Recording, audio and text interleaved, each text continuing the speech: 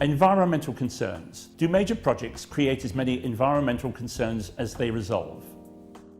The Commission has always said that hosting the Games is an inherently unsustainable thing to do.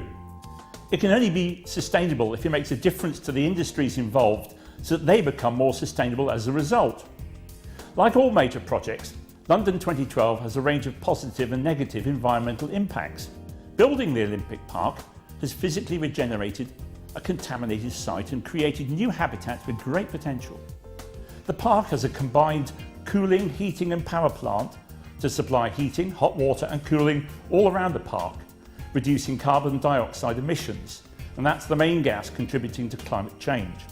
The new venues are all built to high environmental standards, such as achieving an excellent rating on the Building Research Establishment's environmental assessment method.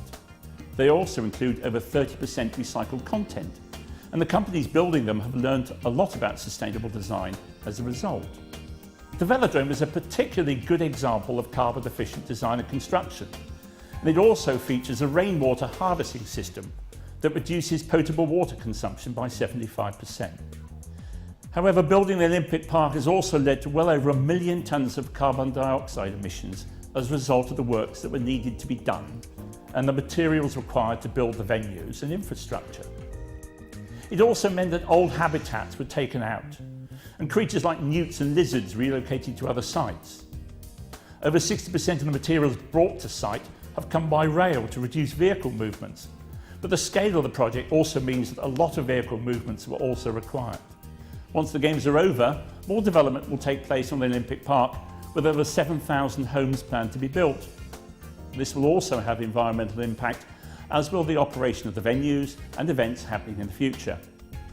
How do these competing positive and negative environmental impacts get taken into account? How should projects' environmental impacts be considered? Think about other major projects happening where you live. New homes or hospitals being built. Has your school had any new classrooms added recently? What environmental impacts did this have? How were they managed? Do you think major projects create as many environmental concerns as they resolve? The Olympic Park is a major project, but there are also other big enterprises in that area. The Westfield Shopping Centre has just been completed, and many apartment blocks are being built in and around Stratford. How do you think the cumulative environmental impacts of all these projects should be considered? And who should do this? London 2012 has been independently assured by the Commission for a Sustainable London 2012 to ensure they keep their commitments. Would this make a difference to other projects in the way they manage their environmental impacts?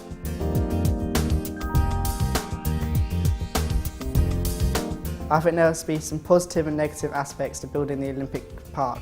Some of the negative aspects are that there's dust pollution, there'll be some noise pollution, and there's a lot of CO2 emissions from building the actual park.